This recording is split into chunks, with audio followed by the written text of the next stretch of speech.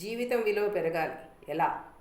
మన దగ్గర డబ్బు ఉండొచ్చు, ఇల్లు ఉండొచ్చు, ఉద్యోగం ఉండొచ్చు, కానీ మనసుకు శాంతి ఉందా? అదే అసలు ప్రశ్న.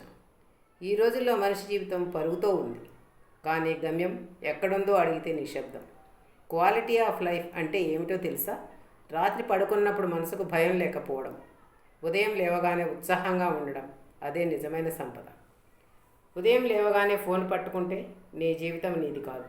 ఆరోగ్యం చూసుకోకపోతే సంపాదించిన హాస్పిటల్కి వెళుతుంది.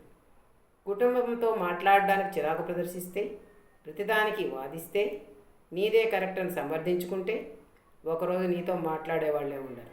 నీ జీవితం మార్పు కావాలంటే 4 విషయాలు గుర్తుపెట్టుకో. నెగిటివ్ మనుషులను దూరం పెట్టు.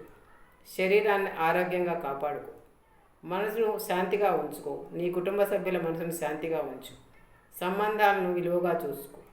జీవితం పెద్దది కాదు, కానీ విలువైనది. జీవితం ఒక్కటే, రిహార్సల్స్ లేదు. నువ్వు మారకపోతే పరిస్థితులు మారవు. నీ అలవాట్లు మారితేనే నీ జీవితం మారుతుంది.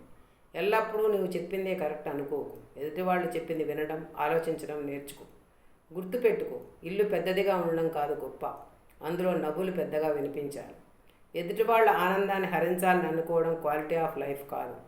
జీవితం క్వాలిటీ పెంచితేనే లైఫ్ అందంగా ఉంటుంది. క్వాలిటీ అంటే నిద్రపోయే ముందు నేను సంతోషంగా ఉన్నాను, నా వారిని సంతోషంగా ఉంచాను అనుకోగలగడం. ఈరోజే మొదలుపెట్టు. నీ జీవితాన్ని అప్గ్రేడ్ చేసుకో. క్వాలిటీ పెంచుకో. స్ట్రెస్కు గుడ్ బై చెప్పు. నీ పిల్లల వయసు తిరిగి రాదు. తెగిపోయిన బంధాలు తిరిగి రావు. నీ ఆరోగ్యం వేచి ఉండదు.